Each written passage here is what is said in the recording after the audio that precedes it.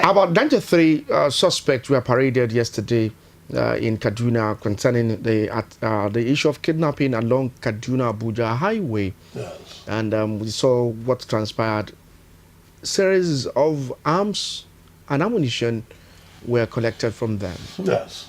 In all of these developments, how will you, with the analysis you gave now, there are some hardened criminals, there are some due to circumstantial issues they are facing, that's why they dabbled into crime. So how can you separate this from people who are known to crimes? Crime is crime, whether small or less. We have no excuse at or all. big. We have no excuse whatsoever for crime and criminality. I only spoke sociologically that there are some people that ordinarily wouldn't have engaged in crime if they had a better opportunity. There are some people that no matter the opportunity they are given to them, they will engage in crime. In every society, it is important that such group of people are separated, so that you'll be able to rehabilitate those that are rehabilitatable, and then imprison those that cannot be rehabilitated, because their presence in the society is a very huge risk to the rest of the people. What we experience in the parading of those 93 suspects in Kaduna is a tip of the iceberg relative to what is going on in Nigeria today. We cannot forget also that part of the challenges that we have is that the security apparatus or apparati of the state has collapsed. And that is why... How do you mean? Because part of what's led to the arrest of the 93 suspects is the Operation Puff Adder, recently launched by the Nigerian police force. So will you say with these tactics using getting these people, that security apparatus in the country has collapsed? How do you mean? What we are doing is we are doing what is called reactionary security measures. We're only reacting after the crime. We want a situation where the crime will be busted before they are committed. And that is security intelligence. It's only security intelligence that can handle that aspect. And how do you now ensure that the security intelligence is upbeat? State police is one. It doesn't mean that that's the only option that we have. But state police is one of the major options that will ensure that crimes and criminalities are nipped in the bud. But no matter how well you structure your security apparatus, without commensurate economic improvement in the life and welfare of the people by way of employment and other welfare packages, you will still be having problems, because the population is ever rising and ever increasing. So it is a dual approach. Strengthen the security system, strengthen the economic system, and then you reduce the incidences of insecurity. If you allow one to be strengthened and allow the other to be very weak, the challenges will still remain. Because so many people on the average who ordinarily wouldn't get involved in crime, get involved in crime because of the push of the economic challenges and difficulties that they have. I want to believe, psychologically and sociologically, that such people need redemption. And the redemption they will have is by way of engaging their hands. Even though as we speak, so many industries are folding up.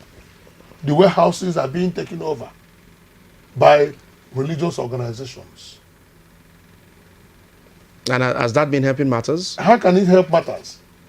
When you go to church and clap, go to mosque and you pray, what else do you do in the churches and the mosques? Is there any product that comes out? When people troop in, 1 million people troop in the church auditorium, what do they come out with? Nothing. But 1 million people troop in a factory, they come out with products. These are things that we must begin to... For every warehouse that is empty, just watch it. The next set of people you see there will be religious organizations. And how does that create jobs? How does that engage the idle hands? and when the idle hands are not engaged. So many of them who cannot stand the furnace of unemployment, because unemployment leads to so many challenges. Don't have food, you don't have clothing, you don't have housing. The three basic necessities of life will be lacking, and the very person will have no value for life anymore. Well, I've said at times with that number that it's not an excuse for you to go into crime. Nobody says it is an excuse, but the reality is that so many people go to crime because of that. We are talking about reality now, not morality anymore. Morality does not allow anybody to go to crime, but reality is that so many people are involved in crime. Why are they involved in crime? Do you see state police as the way out in all of this? I said that earlier. Because it is a major. If you look at the structure of the Nigerian police force today, where they get instruction from the IGP to act. That is, we have always said that times without number, that Nigeria is ripe for state police. Not even state police, we can be talking about even the local government police, which is like the county police in some advanced countries. There's nothing wrong with local government having its policing system. It mustn't be that the policeman or the local government must carry arms. Let's take an example, the Lagos State Neighborhood Security Corps.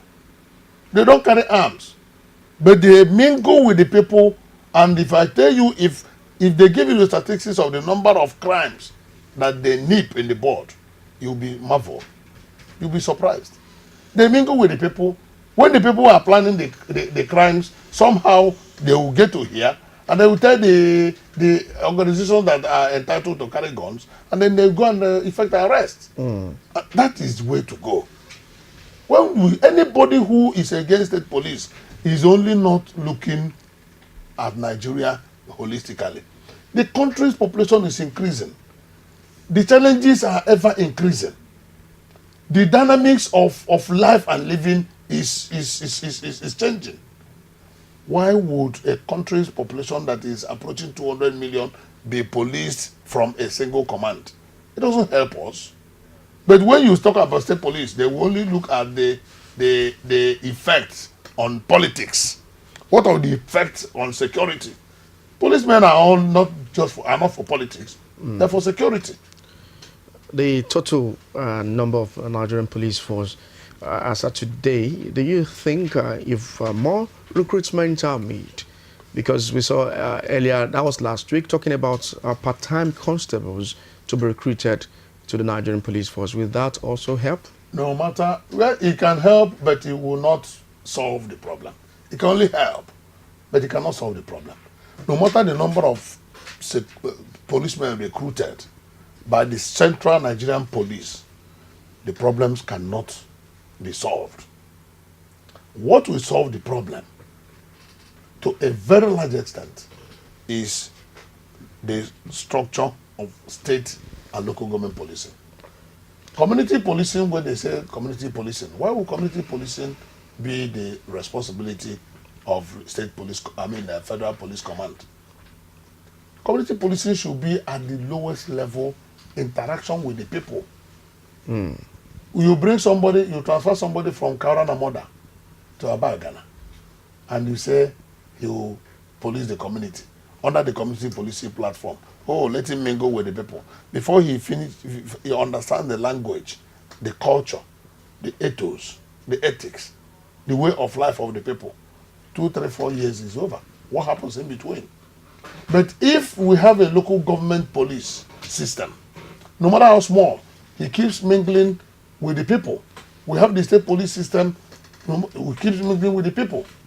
Of course, in every state today, they have almost what I can call quasi-police system. But a lot of them are now engaged in traffic. Them are engaged in one kind of environmental management or the other. But essentially, they are doing policing. All right, what is wrong with giving it that particular nomenclature so that they will have the force of law?